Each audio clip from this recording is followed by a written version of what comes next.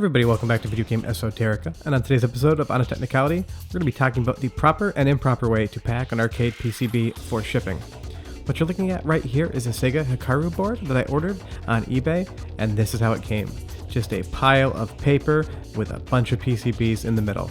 Needless to say, this was dead on arrival, which is really frustrating because Planet Harriers is a very rare game, and the entire board is rare.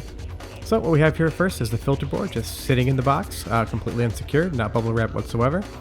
And then we have the game board as well, not secured with those connectors, not bubble wrapped. The PCB standoffs are wiggling around, definitely broken. But at the bottom, you really have the most impressive thing of the entire kit. And that is the fact that one of the surface mount chips is completely broken off from its solder joints. Now granted, the Hikaru is delicate, and it does need to be shipped very securely so this doesn't happen. Obviously this isn't the case, and this board is completely dead. You would have to reball the entire processor to get it back on the board, and that's just not really going to be something that we're able to accomplish. You would need a rework station, $100,000 piece of equipment that I don't know how to use. And this is the bottom of the box, just a bunch of paper. Paper does not work for packing, it just compresses down, it is useless, just use bubble wrap. I see this a lot when people want to save a buck, they just don't use bubble wrap because they've got paper sitting around, and you get chips loose. So here's the filter board, and on the front you're going to see that there's a large gouge on those traces. Those are all damaged. You would have to scrape off the mask on that, and basically run a wire from both ends of the trace to fix that. The rest of the board looks fine, but that's definitely something that you can repair, but it's annoying that it came broken. Now we have the game board itself, and that looks relatively fine. I mean, granted it wasn't secured in, but I didn't really see any damage whatsoever on either of the boards. Taking a look at the back, it also seems pretty good, so at least it seems like Planet Harriers the game survived. But considering the Hikaru motherboard is dead, it is useless unless you find a working motherboard. Taking off that little PCB onto the side as well, also looks relatively fine. I can't see any damage in this, so luckily, minus those posts being a little bit broken, we're good. Now you're looking at the main board, and you can see that chip is just completely removed from the motherboard. They are glued down at the factory because this is a known thing, but to ship them securely you want to hot glue all four corners and then make sure that you package this extremely well.